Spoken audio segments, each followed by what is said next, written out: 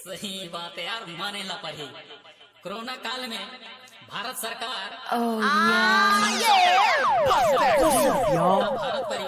भारत परिवार लॉकडाउन के पालन पूरा जीवन भर चला सकते हैं, पर भारत सरकार के 30-40 दिन में बबू खुल गए बोतल में चले भारत के सरकार रे, करिया बोतल में चले भारत के सरकार, करिया बोतल में चले भारत सरकार रे, करिया बोतल में टीके भारत सरकार, भारत सरकार भारत सरकार भारत सरकार भारत सरकार भारत सरकार भारत सरकार, करिया बोतल में करिया बोतल में करिया बोतल में टीके भारत सरकार रे, करिया बोतल में टीके भारत सरकार, करिया बोतल में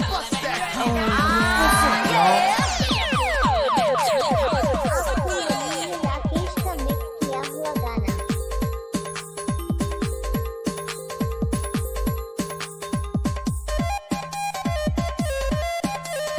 डीजे राज दिनेश राज दोनों भाई मिर्चा वाले करण सुरावले।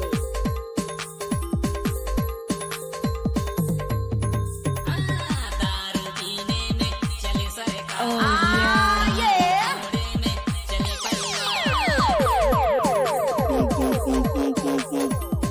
मिक्स बाय राकेश परास्ते करण सुरावले। दारू पीने में चले सरकार, दारू घोड़े में चले परिवार, चाहे सरकार की चाहे परिवार, चाहे सरकार की चाहे परिवार, देखो तमाशा नहीं तो चुपचाप यार, करिया बोतल में करिया बोतल में चले भारत सरकार, करिया बोतल में टीके भारत सरकार रे, करिया बोतल में टीके भारत सरकार। ताजा है रे, आजे लागत तोड़ के आज तो लागत।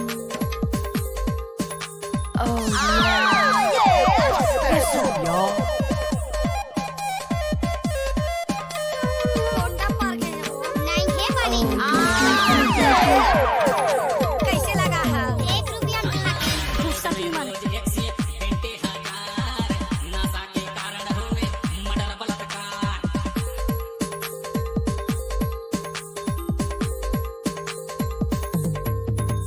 डीजे राज कनपुरा। एक्सीडेंट 1000 नशा के कारण हुए मर्डर बलात्कार, डीजे राज कनपुरा। स्कूल ठेकेदारी है, बैंक ठेकेदारी, पूरा सिस्टम ठेकेदारी, पर एक के सरकार करिया बोतल करिया बोतल करिया बोतल में चले भारत सरकार रे, करिया